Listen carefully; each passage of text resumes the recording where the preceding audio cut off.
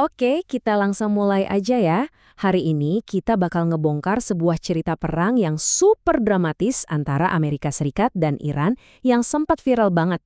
Semuanya itu berawal dari satu momen penting yang nyebar di internet, dan dari situ lahirlah dua versi cerita yang benar-benar berlawanan.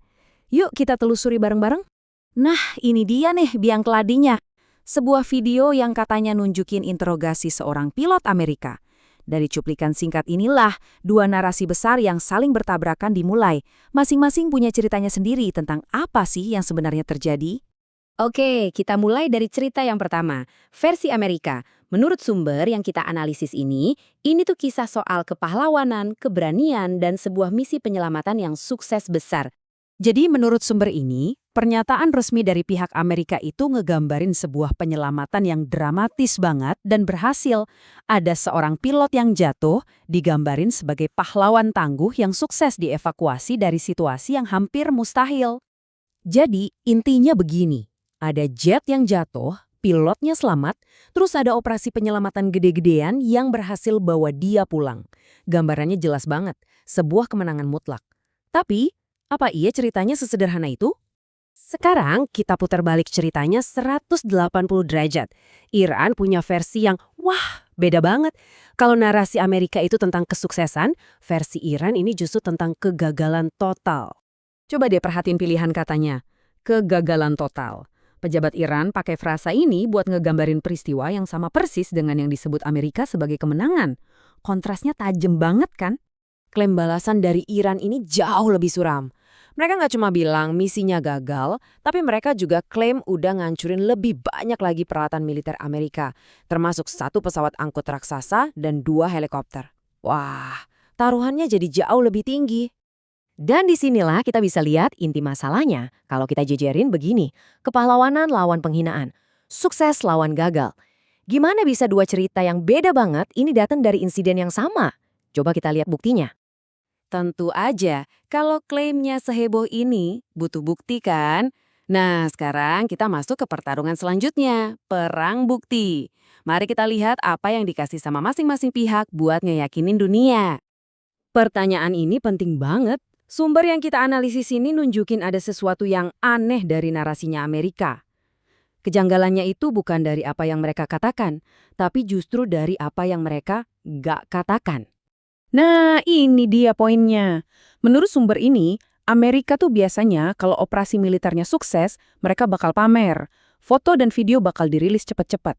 Tapi dalam kasus ini, hening, sepi. Dan keheningan inilah yang justru dianggap sebagai bukti paling mencurigakan. Sebaliknya, Iran justru ngeluarin apa yang mereka sebut sebagai kartu as mereka. Bukti pertama, video interogasi pilot ini. Kalau video ini beneran asli, ini bakal jadi pukulan telak yang ngeruntuhin seluruh narasi Amerika. Eits, tapi tunggu dulu. Ada plot twistnya. Sumber yang sama juga nyebutin ada kemungkinan video ini tuh cuma rekaman lama dari perang Irak yang dipakai lagi. Jadi, ini bukti kuat atau disinformasi? Jawabannya masih abu-abu. Lalu, Iran meluarin bukti kedua. Foto-foto puing pesawat yang gosong. Mereka bilang ini adalah sisa-sisa pesawat C-130 dan 2 helikopter Black Hawk punya Amerika. Secara visual, foto ini jelas nguatin klaim mereka kalau misi penyelamatan itu malah berubah jadi bencana. Ternyata, insiden ini bukan akhir dari cerita loh. Menurut sumber kita, ini baru percikan api aja yang akhirnya nyulut konflik yang jauh lebih gede. Dan angka ini mengubah segalanya. Menurut sumber tersebut, Iran ngelihat pilot yang ditangkap itu bukan sekedar tawanan, tapi aset tawar-menawar. Mereka kabarnya nawarin pertukaran, satu pilot Amerika buat 10.000 tahanan Palestina. Ini langsung bawa konfliknya ke level yang sama sekali baru. Habis itu, menurut sumber ini, efek domino pun terjadi. Rentetan serangan balasan ngehantam aset-aset Amerika dan sekutunya di seluruh wilayah. Radar kena, pangkalan kebakar, bahkan rudal pertahanan mereka sendiri malah nyasar. Ini udah bukan lagi insiden tunggal, ini udah jadi front perang yang meluas. Retorikanya pun jadi makin panas. Sumber ini ngutip pejabat Iran yang ngeluarin peringatan keras, gerbang neraka akan terbuka. Ini udah bukan lagi sekedar sengketa militer, ini udah jadi ancaman perang total. Nah, sekarang kita masuk ke babak akhir dari narasi ini, yang menurut sumber, ini adalah soal keputusasaan Presiden Trump waktu situasinya makin gak terkendali. Di sini kita lihat ada kontradiksi yang luar biasa. Di satu sisi, sumber ini ngutip Trump yang ngancem bakal meledakkan semuanya. Di sisi lain, sumber yang sama ngelaporin kalau intelijensinya sendiri malah kaget dengan betapa tangguhnya militer Iran. Kelihatan banget kan ada jurang yang besar antara retorika dan realita di lapangan? Dan narasi ini jadi makin liar dengan adanya klaim yang, perlu dicatat ya, belum terkonfirmasi. Ada aktivitas aneh di sekitar rumah sakit militer yang micu spekulasi di sumber ini. Apa jangan-jangan presidennya sendiri ngalamin krisis kesehatan di tengah konflik ini? Ini nambahin lapisan drama personal ke dalam krisis geopolitik. Sebagai respons, sumber ini ngeklaim Trump minta tambahan anggaran pertahanan yang gila-gilaan, 1,5 triliun dolar. Biar kebayang, ini digambarin sebagai kenaikan terbesar sejak Perang Dunia Kedua, yang seolah-olah didorong sama kegagalan operasi di Iran. Pada akhirnya, menurut narasi ini, Amerika Serikat udah kehabisan langkah.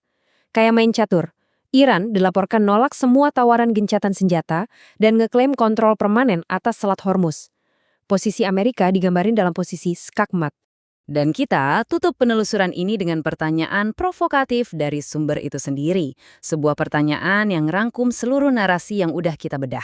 Cerita tentang gimana sebuah kekuatan besar diduga dipaksa bertekuk lutut. Ini ninggalin kita buat merenung. Bukan cuma soal siapa yang menang atau kalah dalam pertempuran, tapi siapa yang memenangkan perang narasi di era digital ini.